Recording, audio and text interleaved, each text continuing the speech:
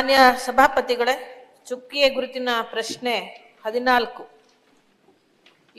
ಈ ಪ್ರಶ್ನೆಯನ್ನ ಬೃಹತ್ ಮತ್ತು ಮಧ್ಯಮ ಕೈಗಾರಿಕೆ ಹಾಗೂ ಮೂಲ ಸೌಲಭ್ಯ ಅಭಿವೃದ್ಧಿ ಸಚಿವರನ್ನ ಕೇಳಕ್ಕೆ ಬಯಸ್ತೇನೆ. ಸನ್ಮಾನ್ಯ ಸಭಾಪತಿಗಳೇ, ಉತ್ತರವನ್ನು ಒದಗಿಸಲಾಗಿದೆ. ಮಾನ್ಯ ಸಭಾಪತಿಗಳೇ, ಮಾನ್ಯ ಸಚಿವರು ರಾಜ್ಯದಲ್ಲಿ ಈಗಾಗಲೇ ಇನ್ವೆಸ್ಟ್ ಕರ್ನಾಟಕ 25ರನ್ನ ಮಾಡಿದ್ದಾರೆ. ಅದರಲ್ಲಿ ಸುಮಾರು 98 ಕಂಪನಿಗಳ ಜೊತೆಯಲ್ಲಿ ಒಡಂಬಡಿಕೆಯನ್ನ ಕೂಡ ಮಾಡಿಕೊಂಡಿದ್ದೇವೆ ಅಂತ ನಮಗೆ ಹೇಳಿದ್ದಾರೆ. ಬಹಳ ಸಂತೋಷ. ಹಾಗೆ 22ನೇ ಇಸ್ವಿಯಲ್ಲೂ ಕೂಡ 22ನೇ ಇನ್ವೆಸ್ಟ್ಮೆಂಟ್ ಕರ್ನಾಟಕ ಏನಿದೆ ಅದರಲ್ಲಿ ಸುಮಾರು 57 ಕಂಪನಿಗಳಿಗೆ ಬಂಡವಾಳ ಹೂಡೋದಕ್ಕೆ ಒಪ್ಪಂದ ಮಾಡ್ಕೊಂಡು ಸಹಿ ಮಾಡಿದೆ. 20 ಯೋಜನೆಗಳಿಗೆ ರಾಜ್ಯ ಮಟ್ಟದ ಒಪ್ಪಿಗೆ ನೀಡಿ ಅನುಮೋದನೆ ಸಮಿತಿಗಳಲ್ಲಿ ಅನುಮೋದನೆ ಕೂಡ ನೀಡಲಾಗಿದೆ ಅಂತ ಹೇಳ್ತಾರೆ. ಮಾನ್ಯ ಸಭಾಪತಿಗಳೇ, ಈಗಾಗಲೇ ನಮ್ಮ ಸಚಿವರು ಬಂದ ನಂತರದಲ್ಲಿ ಕಂಪ್ಲೀಟ್ಲಿ ಡಿಜಿಟಲೈಸ್ ಆಗಿರ್ತಕ್ಕಂಥದ್ದು ಏಕಗವಾಕ್ಷಿ ಪದ್ಧತಿ ಬಂದಿರತಕ್ಕಂಥದ್ದನ್ನ ನಾವು ಕೇಳಿದ್ದೇವೆ. ಸುಮಾರು ಒಂದು 150 ಸೇವೆಗಳನ್ನ ಅದರ ಮೂಲಕ ಕೊಡ್ತಾರೆ. 30 ಇಲಾಖೆಗಳು ಭಾಗವಹಿಸ್ತವೆ, ಇತ್ಯಾದಿ ಇತ್ಯಾದಿ.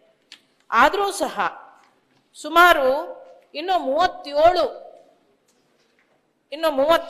ಸಂಸ್ಥೆಗಳಿಗೆ ಒಪ್ಪಿಗೆ ಸಿಕ್ಕಿಲ್ಲ. ಅದು ಯಾಕೆ ಹೀಗಾಗ್ತಾ ಇದೆ? ಏನೋ ಸಮಿತಿಗಳ ಮುಂದೆ ಅವರ ಅರ್ಜಿಗಳು ಬಾಕಿ ಇದಾವೆ ಅಥವಾ ಅವರ ಅರ್ಜಿಗಳೇ ಹಾಕಿಲ್ವೋ? ಯಾವ ಕಾರಣಕ್ಕೆ ಇವುಗಳೆಲ್ಲ ಇಷ್ಟು ಸ್ಥಗಿತ ಆಗಿದೆ ಅಥವಾ ಅನುಮತಿ ಪಡೆದಿಲ್ಲ ಅನ್ನೋದು ಒಂದನೇದ್ದು.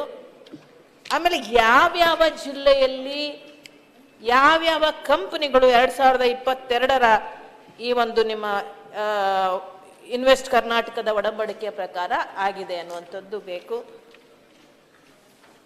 ಯಾಕಂದ್ರೆ ಅದು ಯಾಕೆ ಕೇಳ್ತಾ ಇದ್ದೀನಿ ಅಂದ್ರೆ, ನಮ್ಮ ಉತ್ತರ ಕರ್ನಾಟಕ, ಹೈದರಾಬಾದ್ ಕರ್ನಾಟಕ ಇವುಗಳ ಸಮತೋಲನವನ್ನ ಕಾಪಾಡಿಕೊಂಡಿದಾರೋ ಇಲ್ವೋ, ಅಲ್ಲಿ ಇನ್ವೆಸ್ಟ್ಮೆಂಟ್ಗಳು ಬರಬೇಕಾಗಿದೆ ಅಂತಕ್ಕಂಥದ್ದು.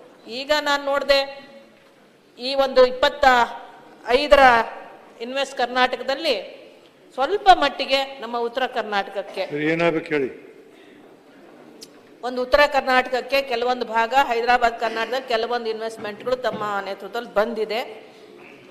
22ರಲ್ಲಿ ಯಾಕೆ ಇನ್ನೂ ಅನುಮತಿಗಳು ಸಿಗ್ತಾ ಇಲ್ಲ? 5 ವರ್ಷ ಆಗ್ತದೆ. ಬೃಹತ್ ಕೈಗಾರಿಕೆಗಳು ಬರ್ಬೇಕಾದ್ರೆ ಕನಿಷ್ಠ 5 ವರ್ಷಗಳಾದ್ರೂ ಬೇಕಾಗ್ತದೆ ಅಂತ ಹೇಳಿದ್ರೆ 22 ಆದ್ರಿಂದ ಈಗಾಗಲೇ 26ಕ್ಕೆ ಬಂದಿದ್ದೇವೆ. ಪೆಂಡಿಂಗ್ ಅಷ್ಟೊಂದು ಉಳಿದಿದೆ.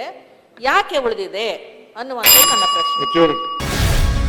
ಗ್ಯಾರಂಟಿ ನ್ಯೂಸ್, ಸುದ್ದಿ ಖಚಿತ, ನ್ಯಾಯ ನಿಶ್ಚಿತ.